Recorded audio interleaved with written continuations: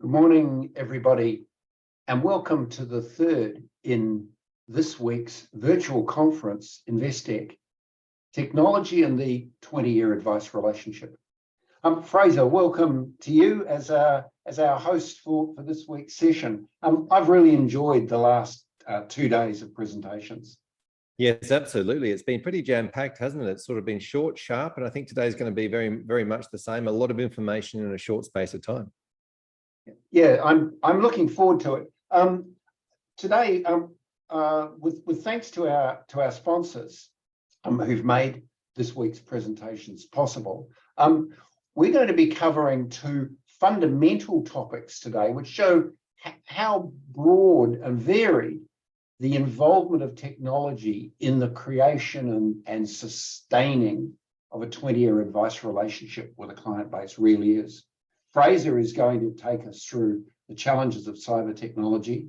And then Paul Moran, or Dr. Paul Moran, will be known to many of you as a well-established, very experienced advisor in Melbourne, will be taking us through the challenges of understanding client goals, client objectives as they evolve over time. And that's been the theme that we've tried to develop through this whole week of conferences, is that technology isn't about, can I produce a statement of advice at 5 cents cheaper? It's what's the role of technology in building and sustaining my relationship with clients? Before I hand over to Fraser to talk to us about cyber technology, let me just tell you a little about upcoming events for IMAP over the first half of the year. First and most importantly, in March in Melbourne, Sydney and Brisbane, we'll be hosting the Portfolio Management Conference. This is a particularly uncertain and volatile time in markets. Yesterday's interest rates are translated straight through to the markets. And we'll be talking about how some of Australia's most experienced portfolio managers think about their particular asset class in Sydney, and about portfolio construction and asset allocation issues in Melbourne, and in Brisbane, a composite presentation covering both asset class and asset allocation. Toby, just on that, how can people find a ticket for that if they want to get along to it? Through the IMAP website, Fraser, thanks for mentioning that. And we will be sending a complimentary ticket to Sydney or Melbourne or Brisbane to each of the attendees for InvestTech this week. We think there's so much going on in managed accounts and in the transformation of retail advice that it's good to share with others your experiences and learn from them about theirs. Then in May, we'll be having effectively our early mid-year update. That'll be a chance for us to bring 9 portfolio managers and investment managers together over Monday, Wednesday, Friday, hosted by Robert Talevsky from Activus, an asset consultant based in Melbourne, to look at how the year is shaping up. Do you want to talk a little about the 2 remaining days sessions beyond today, Fraser? Yeah, absolutely. And we've got 2 very exciting sessions coming up tomorrow at the same time, or wherever you are around the country. So tune in at the same time. Nathan Bradley is going to be talking about all sorts of things around values. He's got an interesting platform that talks about how you can have creative conversations with your clients, or great conversations with your clients, I should say, around the ESG. And then Premium, of course, is following him. 2 shorter presentations tomorrow, just like today. And then on Friday, we have Dr. Michael Collo talking about all sort of things futuristic. Well, not so futuristic, actually, the things that are here now, that'll be shaping the way that you provide advice in the future. So that'll be a longer presentation on Friday. I'm really looking forward to both days. Like so many people, I've had a play with ChatGPT, and it's really pretty scary. It's something which is on us now. I remember Andrew Inwood mentioned in Monday's presentation that in his business, they're using ChatGPT as an add-in to Teams to both record their meetings, to provide a synopsis of their meetings, and to identify the action points that flow from it. When you've got that sort of virtual secretary operating within a tool that you're already familiar with using, it seems to me that we're on the cusp of something really very significant. It certainly is, and I'm looking forward to plugging that into Teams very soon and be able to have a summary and action items of the conversations as you go. Just a reminder to everybody that, of course, if you want to ask questions, there's an opportunity to do so throughout the presentations. There'll be some questions at the end. So in the Q&A box at the bottom of the screen, you'll be able to find that and start typing in your questions. And some of them may be answered online, or some of them may be brought to the presenters at the end. So feel free to ask questions along the way. Also a reminder that CPD points are available. If you're on the session now, you'll get a CPD certificate sent to you, and the sessions are being recorded. So if you missed any of the previous sessions and you want to go back and pick them up, then you should be able to have access to those recordings as well. Just a reminder that CPD points are available for those who are on the Zoom listening to it live. Thanks very much, Fraser. Now, Fraser is our first presenter today. He's going to be talking about cybersecurity and its implications for advice firms. This has got a particular relevance for us because IMAP has been under cyber attack from North Korea or China for nearly the last 2 weeks under a distributed denial of service attack. We've beaten it off so far, but it has affected our website performance. There's no question about that. And it's something which, as Fraser talks about the costs of dealing with cyber, of a cyber attack, I can tell you that it's occupied the small IMAP team time a great deal over the last week or so. So Fraser, thanks very much, and I'm looking forward to this. Thank you very much for having me. And yes, just on that, yes, I continue to hear story after story after story, which is obviously not a great outcome, but it's certainly, I think, something that we're beginning to talk a bit more about, beginning to lean into a bit more so as these stories come to light. So thank you for having me along. Yes, I'm going to talk about cybersecurity with the lens of the technology that you implement in your business and your practices over the next 20 years, to have a 20-year advice relationship with your clients from your point of view, but also from your client's point of view, because I think it's really important to think about, how these things affect your clients or don't affect your clients. So there's a lot I want to talk about today. I'm going to come at you like a fire hose. So strap yourselves in and get ready, take some notes, and I think our slides are going to be available as well. I'm going to talk a little bit about the code of ethics. A couple of reasons. One, it's really important, and two, can maybe get some sweet ethics points out of these CPD. So look, it is really important as part of your obligations under the code. It does extend to, it doesn't specifically say it extends to cybersecurity, it talks about your clients, but if you think about your clients' data and what you keep on file on behalf of them, that's all an extension of looking after your overall client. So I'll talk about that. We'll talk about some stats. I'll talk about the concept of data. If you stop using the word data and we change the terminology of data to that of a diamond, and I'll talk about that in a second. Choosing technology with security in mind, obviously, is pretty important when you're coming to think about what technology you want to implement. We're going to talk about trust and intimacy, obviously being a double-edged sword in the world of cyber, because people can use that against you. Third-party contracts, having proactive, constructive client conversations off the back of what you do know about security. And then fixed and variable risks inside your business, a team sport, my top 5. And of course, at the very end, we're going to have a cyber resilience good practice quiz that you can grab your phones and scan the QR code and take a bit of a quiz if you want to see how you rate with what ASIC had put out back in 2017 about cyber resilience good practice.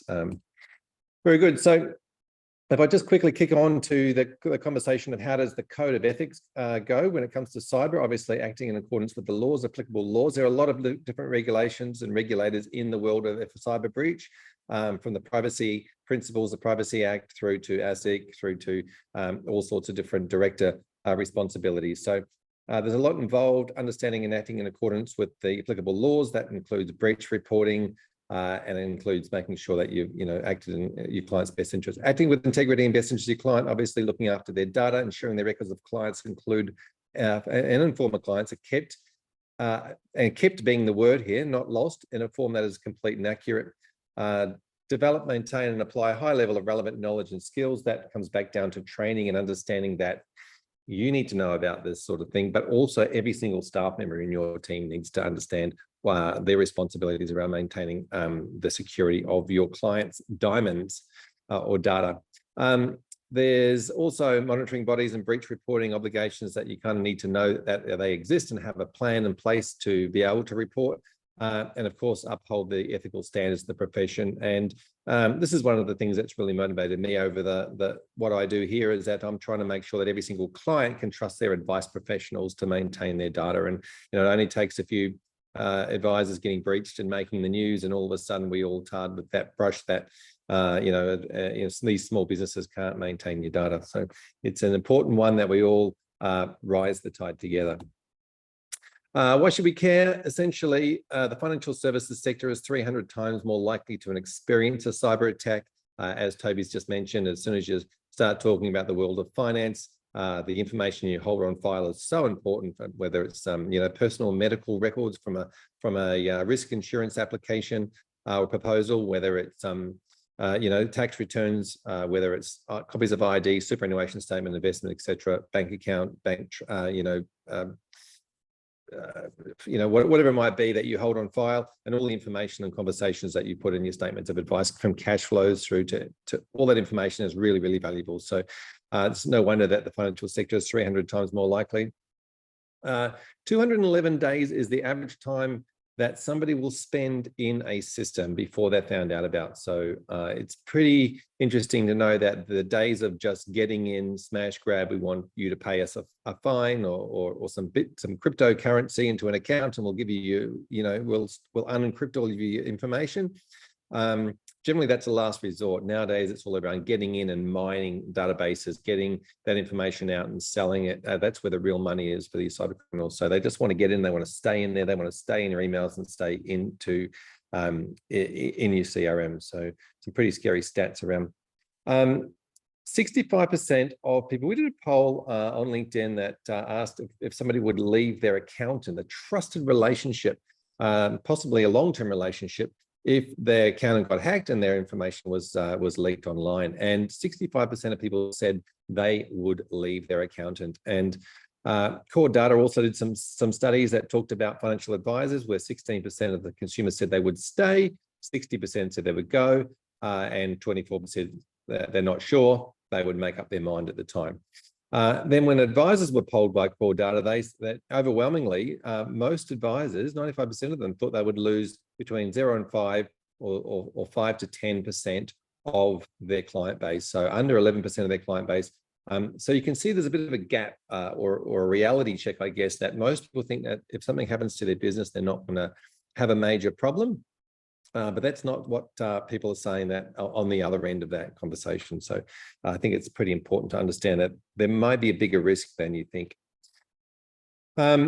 73% of clients say that cybersecurity was not discussed when they had a conversation with their advisors, which I think is a massive opportunity to have these really proactive conversations with clients.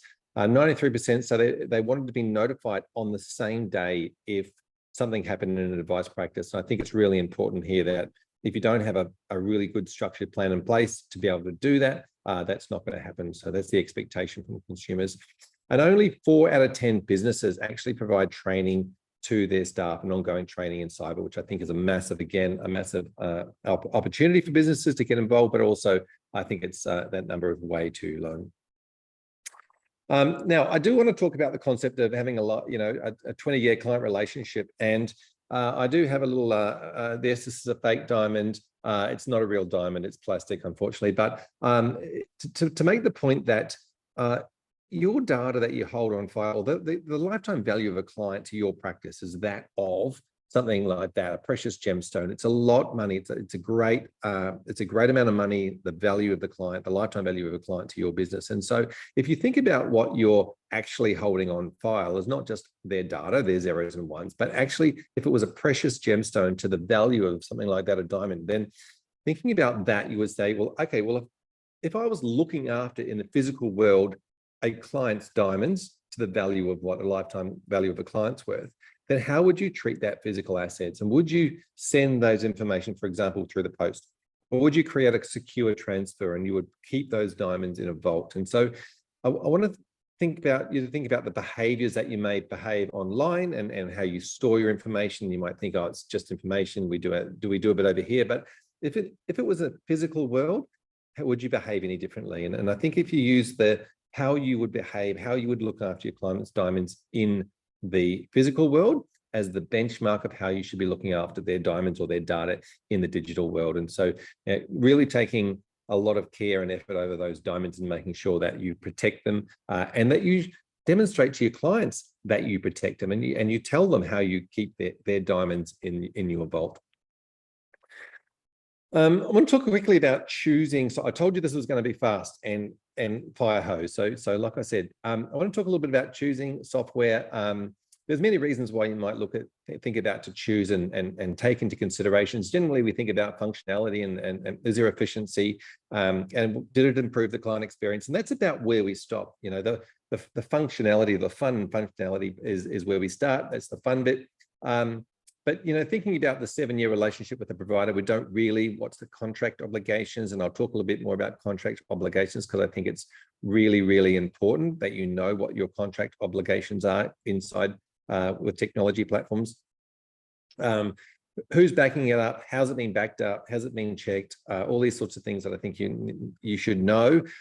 Where is it being backed up? Has it been held on Australian domiciled servers, etc.? What security is in place to look after that information? Is there a storage vault? You know, to store or not to store is the question.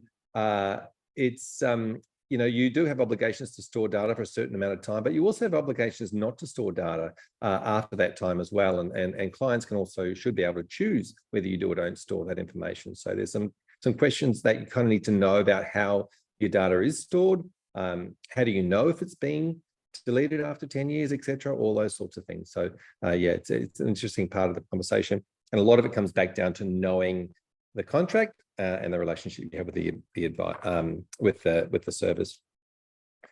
Now, trust is an amazing thing. We've talked about trust. We talked about intimacy in the first couple of sessions, and it's an amazing thing that you have with your clients. And generally speaking, you have that in spades with your client, but it can be a double-edged sword because what happens is anyone who's looking to hack systems is looking to infiltrate that trust relationship.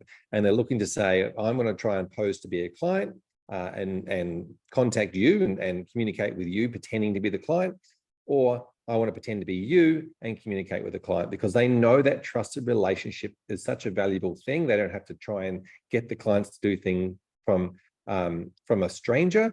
They can enter into a trusted relationship or get in between you and your client in that space. And so it's really important that you talk to your clients and you have an understanding with your clients as to how is this trusted relationship going to work, and things like that, you know, ringing up and if you get an email, that double factor authentication or authenticating if a client sends you a direction, etc., is really, really important so that they know how this trust relationship is going to work. It's not just going to work by them sending you an email and you actioning it, or you sending them an email and them actioning it. You want to have sort of a multi-factor communication, if you like, in place. And so understanding that trust is a great thing.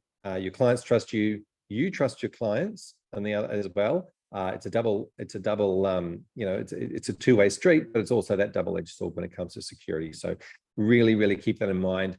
Make sure you have the conversations with your client about that. Now, just onto the third-party contracts, I want to come back to this. There's a whole lot of things that are inside those contracts that you probably need to know about when you are selecting software. Obviously, you want to know about all the fun stuff and how it works and the time saving and everything like that.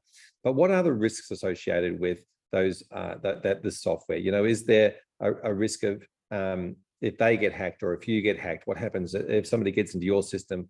Are you going to be able to see what's been changed?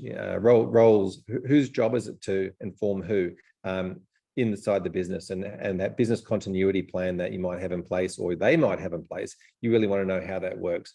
If they get hacked, or some of their other clients get hacked, are they going to tell you about it? Are they going to tell you about what happened and what are some of the ways that you can mitigate that? Because a lot of the rules and the frameworks around cybersecurity say, if there is a problem, then we should all learn from it. We should be able to share the stories. We would say, something over here happened to this person.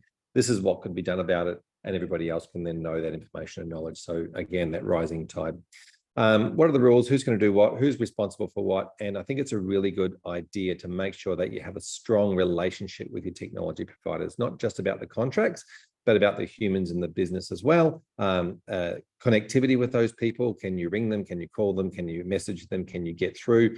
Can they respond in a timely manner? So yeah, I think it's important that we understand, once we enter into a contract with a technology provider, what are the security issues and risks, and how do we mitigate against those? I think it's a really good idea also to make this part of your ongoing review, to have some conversations with your clients about how they feel about the data or the diamonds that you store on their behalf. And I think the language that you use, if we are going to talk about diamonds, then it's about using a great language to be able to say, this is how we treat your diamonds or your data. And so,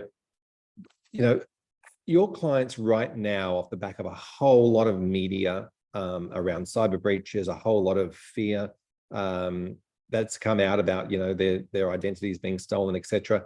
And yes, some of it was fear mongering, but it is a lot of it also has some merit to it. So clients are at the moment pretty nervous, and yet whether they say, or they're spoken or unspoken rule to you that they're nervous. And so getting on the front foot, being the helpful educator, train your team and then get your team to talk about what they've learned to your clients, make sure those conversations are happening, and be, you don't have to be well ahead of your clients, but you just sort of have to be one or two steps ahead, and to be able to make sure that you're providing helpful information about security. Anything that you're doing inside your practice becomes not a selling point, but certainly a point where you can go, great, this is what we do. We just wanted to let you know this is how we work. We don't, do things this way anymore. We used to do it that way, but it's not really as safe anymore. So we're going to do it a new way.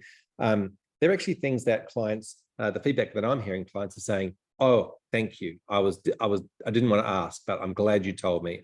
Or we do it a different way now. It's an extra step. I'm sorry, but it's for security. And people go, oh no, that's great. We don't mind an extra step. And so whilst we think that asking our clients to do things with an extra step is going to be painful, 99% of the time, the clients are very, very happy that you're taking that extra step. And talking about your latest cybersecurity audits, when you get your cybersecurity audits back, you've got tips and ideas around what you can do. And so to be able to have that conversation, not just with your staff, but with your clients, I think it's a great opportunity. As we said, the stats show that not enough people talk to their clients about cybersecurity and how you treat their data. So I think it should be part of your ongoing review process. I want to talk about fixed and variable cyber risks. Now, when we talk about the cyber risk, people sort of think it's all about setting up your IT plan, and it is, because there's a fixed risks that you need to set up, and you need to have settings within all of your systems, and you need to be purchasing things like an endpoint device protection. You need to be purchasing extra security layers in the software and the technology, and making sure that those are in place.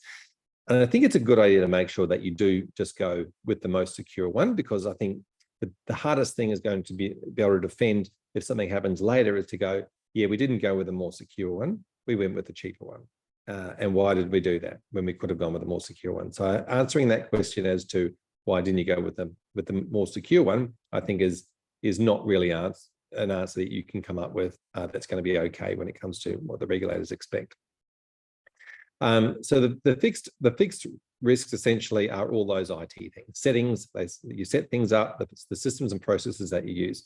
The variable risk in any business is the communication that happens, whether it be emails, whether it be phone calls, whether it be text messages, or any way that you communicate with your clients or your clients communicate with you, and the humans in the business. So they're the real variable risks. And to be able to say, yes, we train our humans. Yes, we look out for these variable risks. And yes, we know what to expect, and we're often looking to detect what's going on, is a really big thing. And I think about when I think about the cyber plans and the cyber audits, the variable risks are about 80% of all the issues. The IT stuff's pretty good. It's set, it's strong, it's reliable, but what's not reliable is how the humans will behave, if they're busy, if they're under pressure, all these sorts of things. So I think ongoing education and training is a must.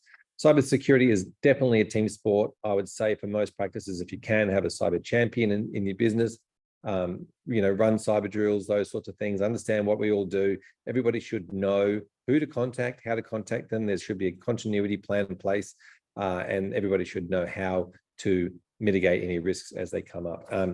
Talking about it, not just within your team, but also to your peers. I think it's really important. If you see or hear anything that's suspicious, talk about it within your licensee, talk about it within your peer groups, talk about it with the other people around you who are operating businesses similar to yours. Just quickly, I'm going to run through this very fast. My 5 tips, top tips, really, it's around making sure you have plans in place. There's a framework called the NIST framework, which talks about identifying the risks associated with your business, putting the protections or protecting what you can, putting the protections in place, being able to detect when an event is happening, making sure that you can respond quickly to those events. And the final one, number 5, is recovering from that. I call it, I essentially break it into 3 plans: before an attack plan, during an attack plan, and after an attack plan. I think planning is very, very important. And all of your staff need to know what the plan is. Training your team is also really important, making sure that the team do get ongoing education and awareness training in cyber, so they know what to look for. Vulnerability testing is one of those things that obviously big business do all the time. You'd understand if you are in a corporate space that you get the phishing emails sent to you on a regular basis. It's been something that small business haven't done a lot of. There's plenty of ways to do it. It's not expensive, but making sure that you can say that you've done that, because a lot of the legislation requirements talk about vulnerability, testing the vulnerability of staff. So I think one of the big things around logging in is lock down your logins. You make sure you've got strong, long passwords, use a password manager, and of course put multi-factor authentication on everything that contains client data. When you're talking around with your tech providers and tech in the future for the ongoing relationships of clients, make sure that that's, it's got multi-factor authentication. Set the technology up. Yes, make sure you reclaim your domain. It's your domains are one of those things we haven't covered really today, but your email domains is one of the biggest areas of risks. It's an old technology. It was based on physical mail. It's not safe, but yeah, there's a lot of things you need to do to sort that out. And then obviously being able to provide an audit and proof of what you've done and how you've done it, I think is really important. Grab your phones if you want to take a quick little cyber quiz on what ASIC have said in 2017 as their cyber resilience good practices. Of course, because ASIC published in 2017, they would expect that you've already known this or read this or across this. Really talks about those things again: board engagement and governance, knowing what the risks are, putting some actions in place, then being able to train your staff, detect what's going on, respond and recover. Very similar to the framework, the national framework, but this is the way that ASIC here in Australia have looked at it. So I would recommend you jump on that and give that a go. There we go. That's. Oh, I'm going too far. That's pretty much me. Toby, I'll get you to come back in. I think I've scraped into the time frame. I think we've got some questions. Yes, indeed. And we've got a number of questions that have come through now. So, firstly, I should say that there was a comment there, Fraser, that somebody sent you a note saying that they would trust you with their diamonds. So either Mrs. Jack is watching, or you've got a fan. There's also a question about artificial intelligence. I don't know whether you want to make any comments about AI specifically in the context of cyber, but we will be dealing explicitly with AI on Friday. And so in a general sense, come back on Friday to listen to Michael Collo and Fraser talking about AI particularly. But I don't know whether there are particular implications they're all most of the antivirus type endpoint detection responses these days all have AI built into them as well. So they're looking at that from a definitely from an AI point of view. Yeah, that's the tech setup side. Yeah, making sure there's AI that's overlooking everything. And so basically, as soon as something happens in one part of the world, the rest of the world is covered if you've got those good quality, high grade, enterprise grade endpoints. And just on those, just pay the extra money for the bet. Whatever the endpoint you're using, find the best one that company does and make sure it's a business grade one, not a personal grade one, and just go the top level. Because imagine trying to defend why you didn't have the top level when you could have. Yeah. I guess that sort of leads me to a question about the expectations of PI insurers. I don't know whether you've had experience in dealing with insurers and what support they provide, but also what standard of protection they expect a licensee to have. Yeah, I think from a licensee or an advice practice needs to have cyber liability insurance. It's a different policy from your professional indemnity. You used to be able to get an add-on cyber to professional indemnity. It's not available anymore, and you don't want it, by the way, because if you have a cyber claim on your PI, it's a PI claim, not just a cyber claim. So you don't necessarily want that. Secondly, PI covers your clients. It doesn't cover your business. So you want a liability policy that covers your clients and your business. And so it's a separate product. So find yourself a separate cyber liability product. That's an excellent point about the PI claim, because we all know that each time you fill in the proposal form, they say, "Have you ever had a claim?" And you don't want to be ticking the yes box. Yeah. And you are way more likely to have a cyber attack than a PI claim. So. Yes. Now, one point just before we hand over to Paul. One point is when I think about the typical advice business, I was just making a brief list for myself of the sort of standard software that I would expect to see in one, Office 365 or Google Docs or some sort of Office technology. There'll be a website and all that goes with that. There'll be a CRM or planning software and everything that goes with that. There's almost certainly other software as well. Seems to me that those not necessarily connected systems create cyber risk or hacking risk. I mean, do you have a view on the kind of problems that multiple software systems give rise to? Well, obviously, each time you have something different, you need to understand what that individual piece of the jigsaw puzzle is. Just on those 365s, though, because it's often asked of me, there's a whole lot of versions of 365, right? There's about 30 different versions from operating on your server through to the online version of 365. There's the home versions, there's student versions, there's small business office versions, there's basics, and then there's business premium, which has the security features in that you need as a financial services business, which costs about $30 a month to Microsoft. So if you're paying under $30 a month to Microsoft, you're probably not on the business premium version or the enterprise version, which is the E3 or E5. So have a look at what version of Microsoft 365 you're on. If you're not on that premium, then you're probably not got the level of security you need within that environment. Great. Look, thank you very much, Fraser. As I say, we are living through it at the moment in IMAP, and so it's particularly relevant to me and particularly relevant to all of us. So now it's my pleasure to introduce Dr. Paul Moran. I've known Paul for well over 20 years, and iFactFind represents his attempt to fix a problem which he experienced in his practice and his relationship with his clients.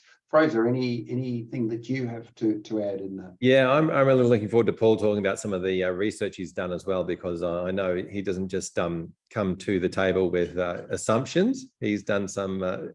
Don't call him Dr. Paul Moran for nothing. He's done the research. Thanks, Fraser. Thanks, Toby. I'll just share my screen now. That's okay. If that's how you want to do it. Yep. I'm hoping you can see that now. Yep, that's great. Good. I want to start by just thanking IMAP for inviting me to talk on the topic of managing a 20-year relationship. You can probably see by the colour of my hair that I have managed actually quite a few 20-year relationships in my time. So I kind of feel somewhat qualified to be able to talk about this in this forum. A lot of talk around technology and financial services has been around simplifying things. And while this is admirable, I think it's important that we don't lose sight of the fact that what we do is complicated. And our great skill as professional practitioners is being able to explain and describe these complex issues in a way that's both understandable and acceptable to our clients, but perhaps also in a way that demonstrates our skills and not just that of the technology. However, it's not about focusing on simplistic things and dumbing them down for the masses.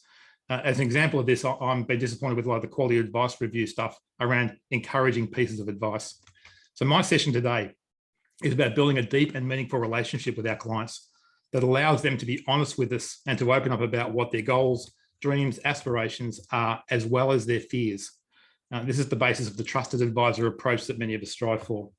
But expectation that this all can be done in a quick session with the use of technology alone is, to me, as an old coot, pretty ridiculous. So that's not on the screen, it should be. So on the other hand, we should be aware that clients reveal themselves over time. They reveal their investment preferences, they expand on their goals, they discuss their history and open up about themselves over sometimes years, a bit like peeling an artichoke. Now, Samuelson first discussed reveal preferences as a concept in economics that's based on the idea of individuals' actions revealing their underlying preferences. It states that the choices people make in the real world reflect their true preferences rather than what they claim to prefer. It's been around since the late 30s, and it's been a way of being seen as predicting consumer behaviour. But in the context of financial planning, it can take some time to be able to properly observe client behaviour. And this is only useful if we can record it and reflect back over time.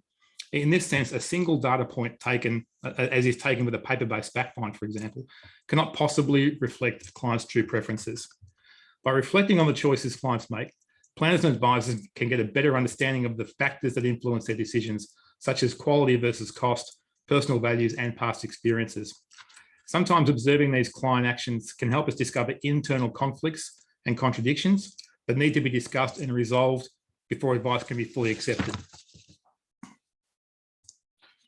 So this kind of leads nicely into the role of iFactFind and how client information can be captured, collected, stored, updated, and reviewed. We collect this information from our clients for three main reasons. First, it's the law, and there's no way around gathering enough information to be able to make a recommendation. Second, we need to cover our asses by making sure that the information we've collected matches and accords with the recommendations we're making. This is separate from Fraser's session around the security of that data.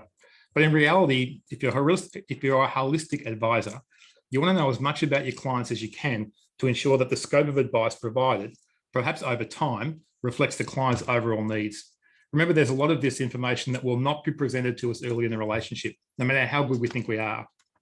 Often clients don't realize that they have many needs that we uncover, but nevertheless, it's our job to identify and present the bigger picture over the longer term.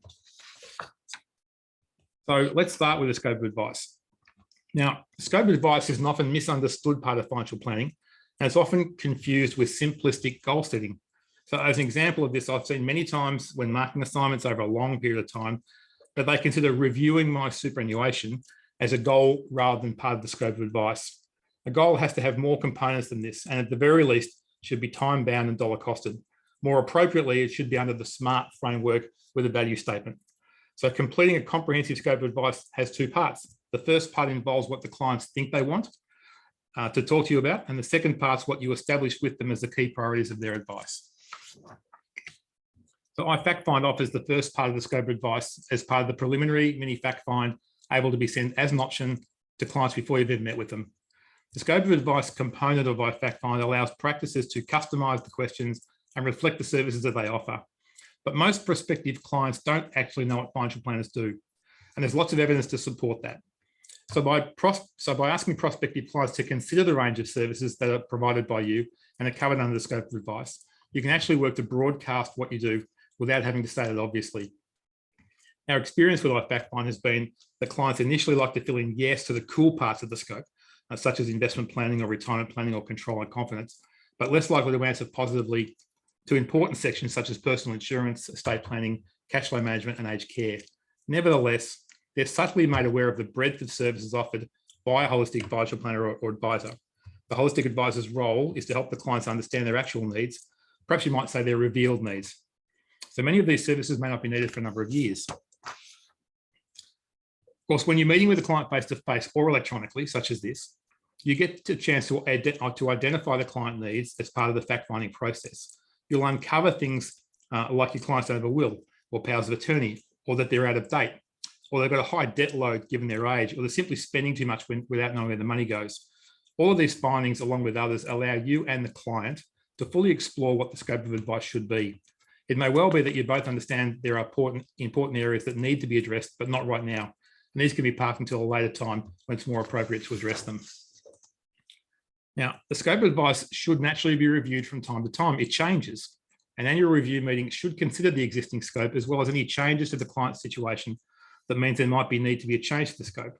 So being able to record the past scope as well as recording the current scope allows you to identify how clients' needs change over time. Specific areas of scope such as aged care and social security, if you offer advice on these areas, might be timely for either your clients directly or for others in their sphere such as parents and friends. It might also be an opportunity to refer to a specialist, which has been shown to build trust significantly between the referrer and the client, which leads us into the actual data gathering process now can be used to keep a long-term relationship fresh.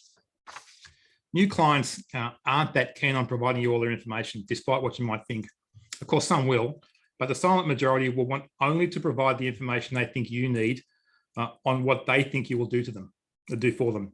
It's a big mistake that you know everything about your clients after the first couple of meetings. We looked at what information clients were willing to provide before trust had been established, and this is the basis of our mini fact find or pre-meeting questionnaire. Just enough information to give you a picture of them, but nothing too deep and meaningful. However, our experience has been that advisors who send this to their clients before the initial meeting so that they have more meaningful first meetings and that their clients are more willing to provide information afterwards. It's a professional start to the relationship. And following on from data security, we include in our pre-meeting a secure document vault access right from the start. But we all know that we need significant detailed information about our clients before we can be confident in our advice, that our advice is sound. But not all of this information is provided in a single hit, and it often arrives in dribs and drabs over time, sometimes years. I always talk an example of a client I've had for longer than 20 years who when we introduced iFactFind, one of the questions we asked in children independence is whose child are they? And for 20 years, they'd always had one child. It was always just their child. When we asked that question for the first time, they said, no, it's just Rob's question, not her son, Rob's son, not my son, which I had no idea about. They'd always described child, but that's pretty relevant for a significant estate and from a estate planning point of view. So, having a live, updatable database of client information allows you and your clients to add information as it becomes available and to modify it as things change, all the while having the historical details recorded. Digital data collection and storage software like iFactFind provides interactivity and conditionality that allows the advisor to select some sections of the fact find that are relevant to them and other sections which aren't. On the other hand, the conditionality also means that answering no to a question removes that section. So this is a far cry from some of the 50 or 60 page fact finds I've seen, which ask every question, even though most are left unanswered. Perhaps I should have asked the question here, why don't clients tell us everything at the start? Over time, with the trusted relationships, clients open up about themselves, their families, and their issues. I've got a fairly high-profile client where I couldn't reconcile their income to their lifestyle. I could see that they lived fairly conservatively, but the income just seemed to be disappearing into a black hole. It took 3 years for them to admit they had an alcoholic son who was constantly in rehab at a cost of around $70,000 a year. So there was no way that it would have been added to an initial fact find or initial discussion. The 7 reasons here might sound pretty obvious to some, but if we replace the final one, financial literacy, with medical illiteracy, this is probably the exact same list medicos might use to describe why patients don't disclose everything also. And just between you and I, clients lie. So while we often think that the fact-finding process stops after the first SOA and client interaction, it's important to understand that the data becomes stale over time. So retaking the client history or the fact find is a tool that keeps the data fresh and really helps to build trust over time. Recording and remembering the data is, of course, key to this. It's also different to what many call a reverse fact find, which is where a completed fact find is sent to clients and they're asked to change what needs to be changed. Fine for numerical data, but pointless for soft data. So let's move on to goals and values and see how to keep them fresh over an extended period of time. First question is, why can't we just ask clients to tell us their goals? And I always say, yeah, right. If I have a quick crack at robo-advice, one of the main issues I have with the concept of robo-advice is just this: clients cannot articulate their goals without assistance. So it's really important that we work with clients to help them discuss what it is. I put earlier about win-a-wimmy. This is a phrase I kind of come up with a few years ago. Win-a-wimmy stands for what is next is what is most important.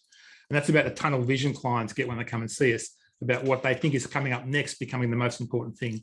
And our job is to sit in the helicopter looking over the horizon, anticipating things that they need to know. So we're making sure we're giving them proper, comprehensive, holistic advice. So using a framework like the SMART framework, along with prioritization and the value statement, ensures that the goals are recorded appropriately. So naturally, goals can be discussed at any point in the various meetings that we have with clients. But if goals are fully decided by the client before the fact find is complete, we risk having goals that are unrealistic or inappropriate. One of the key differentiators that seems to have been missed by Ms. Levy is the ability for professional advisors to help clients to identify and articulate their important goals, a key factor. An example of how I fact find assist here is use of a master goals list. This has been shown to allow clients to visualize the range of goals that they might need to consider, and with assistance and encouragement from their advisor, become more likely to build a complete and appropriate plan with no surprises down the track. I don't know how many times before we're using this that clients would say, oh, by the way, I need 25 grand, but I've got to get my teeth done, or we're going to take a cruise next year, or I need to buy a car that hadn't been discussed previously. So by visually providing it for them on a list like this and talking to them about what that means, we're more likely to get a more detailed list of goals for them, which helps true cash flow modeling into the future. So goals need to be reviewed in a lot of global changes as well as personal changes. For example, we've had significantly higher rates of interest over the last few years. We had significantly lower rates of inflation over the previous few years. So I wonder how many of us actually logged in and remodeled the software with a new global parameter such as that. So we tend to have a cash flow model that we have our standardized parameters, but we need to be aware that these global changes occur from time to time. And we might not be expecting inflation to sit at 7% for long, but it's likely to be more than 2% for the significant foreseeable future. Which kind of leads us into the managing the reviewing of a 25-year relationship. So I want to highlight a couple of things, these change areas, specifically relating to a long-term relationship. The first one is estate needs. We've found having a close relationship with a quality estate lawyer is one important way to start building relationships with other family members, but more importantly, having a solid understanding ourselves of the risks in estate issues is equally important. From a health point of view, having an ability to understand what goes on when someone goes through a health crisis and being there for them with phone calls, flowers, etc., cements a relationship. Of course, it's not done for that reason, but it demonstrates the level of caring we exhibit. So it's important that when a client becomes ill or unwell, that we learn about what's going on. We get a better, clearer picture of what treatment's going to happen, how they're going to feel, and to let them know we're there for them to help when we can. The third point I say is cognitive ability, and this might be obvious, but we're in an excellent position to identify this.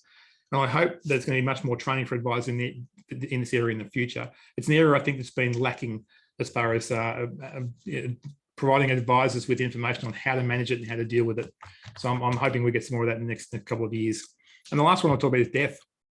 Along with taxes, unless you've got a good financial planner, it's the only certainty in life, apparently. And eventually we'll all need to deal with it. But developing and understanding what happens when someone dies can come in very handy. It's often one of the most stressful experiences the surviving partner will have to manage. And so being able to tell them, here's what happens. Here's what happens when you make a claim. Here's what happens when you have to deal with the superannuation fund. And helping them through that process is really important. It is a really important thing to be able to deal with. And in that longer term, of course, you'll have clients who die and pass away. We've got clients now who started in their 60s and now in their 80s and they're heading towards their 90s. And, progressively they will die at some point. So there's a lot of information going on here, and it magnifies over time. The reality is it's just impossible to remember all the information. The idea of capturing information in our heads or on paper, file notes, or all of the above, means that there's big room for error. So digitally, we can provide an updatable database, stored in a relevant area with a client data collection and storage tool, such as iFactFind. But if we contrast a digital form of collection with a manual form of collection, I don't think there's actually much comparison. So sometimes we're missing another opportunity to remove another client layer. We talked about revealed preferences being like layers of an artichoke. Progressively getting towards the heart over a long period of time, keeping updated is at the heart of the long-term relationship. Then, of course, it comes into what happens if something happens to us. So us as the advisors, when we talk about succession or illness of the advisor or death of the advisor, what happens to the client information? If it's sitting in our head, it's lost. If it's in little bits of paper, it's lost. If it's in unrelated file notes, it's lost. So when we think succession, we think in terms of multiples of revenue or EBIT. But what we're actually doing is transitioning the client relationships, and the better quality of information that's able to be transferred, the better the success of the transition. And this is where iFactFind might help. Here comes the sales pitch. iFactFind was developed to fill a gap between a paper-based fact find and the copious unrelated file notes where information can be lost or impossible to manually retrieve. By keeping all the client information in one location digitally, with clients able to access and update the information, as well as managing a secure document vault, the long-term relationship is much easier to achieve. We keep an audit log of what's happened. We can keep records of previous fact find completions, but the clients log in and have an ownership of the data they have. They can access the documents. They can see what information you've got about them. It just makes it a much easier and cleaner relationship. So with that, maybe we'll just finish on these key points. So do things really change that much every year? And we need to think about how long before the original fact find becomes stale. Now, not just a reverse fact find, but actually sitting down and going through the fact find again with the clients to really identify what has changed in the circumstances. Probably every couple of years, you need to go through the whole thing. So sitting down with the clients and taking a full history, just like a good quality doctor would, more than once, does develop deeper trust over time. And with that, thanks for listening. I've been pretty quick, so hopefully there's a bit of time for some questions. If you've got any, let's have a look. Thanks, Paul. Yes, certainly there certainly has been quite a lot of questions actually coming in for your presentation. A couple of things back from the beginning regarding scope and scoping. There was a question regarding the legal acceptable framework for that, but also another question on scoping while we're talking about it that came in talking around indexing or prioritizing scope. What are your thoughts on those two? I think scope of advice, the areas iFactFind identifies 15 areas of scope, okay, from control and confidence to all different sections of advice that we give. It's a customizable area in iFactFind because not all practices provide services in all those fields. Most people leave it as it is because they go through and say, if it's something I don't do, they'll refer you on to someone who can help you with that particular aspect. So there is no legal framework of scope of advice available. Our argument would be we provide one. We provide a framework for scope of advice. And if you're subscribing to our service, then you're subscribing to our framework. We think it's pretty comprehensive and it works okay.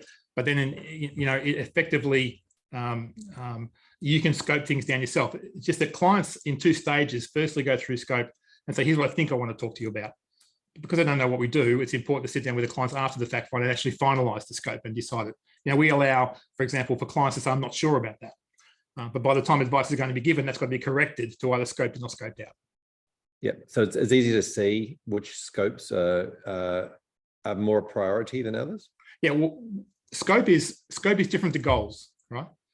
So if you want to do scope, the goals are where the priority. Scope is where the goals are where the priority occurs, not in the scope. Scope is just an idea of what areas do I want to discuss with you.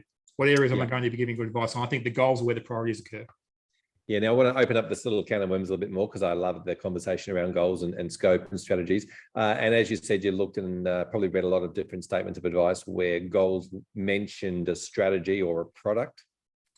A lot of goals we saw that were really ordinary were simple goals like I want to review my insurance. And that's really code for I'm going to make a recommendation about insurance.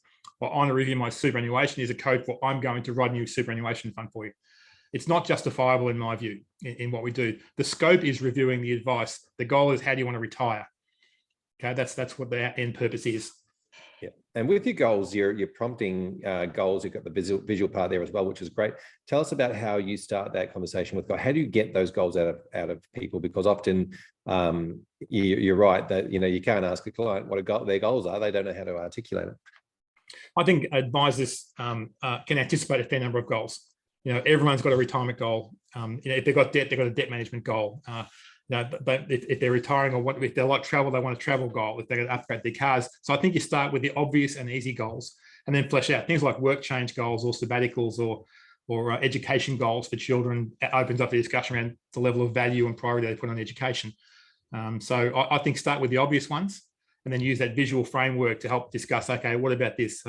Any like health goals? I mean, you deal with older people and, dental work can cost 25 grand, right? So it's got to be factored in. I need a hip replacement, it's going to cost me 20 grand. So I need to factor that into a cash flow. So I think the goals visually, when you show it, sit down with the clients and talk to them, you literally go through one by one and talk, have you got, here's what the kind of goals are in this section. Do we need to cover any of these? Yeah, fantastic. Now Ben's been pretty active on the chat. You'll see that when you get off there. He wants to talk wants you to talk a bit more about integration, and because obviously fact find is the beginning of a process, but the process continues. What are your thoughts around integration? Yeah, integrating with other software. So Yeah. fact find obviously integrates with a few other pieces like Xplan or WorkSorted or Fin 365 and Voyant. Progressively more and more, it'll integrate with others. So we've designed to do it. We know that we are the data collection point, and that data has to go somewhere. At the moment, though, I guess for a lot of people, they're collecting it on paper. So just going to digital is an improvement, and then getting the integrations working progressively as they come online. But I think it's the data source, because we are a client portal based operation where the clients can log in, load documents. We have the document vault. We've worked hard to avoid. We talked earlier, Fraser, about we've avoided emailing anything between clients and advisor now, right down to advice documents. E-signatures is all done internally in our system. So the clients can load in their ID documents, their statements, their wills, their trust documents. They don't have to email them at all. The only emails we send are correspondence emails with no information attached. And if there's a link to log into our system from that link, there's a SMS code that the client gets on their phone to verify that they're logging in. So we use two-factor verification as well as two-factor authentication for all users.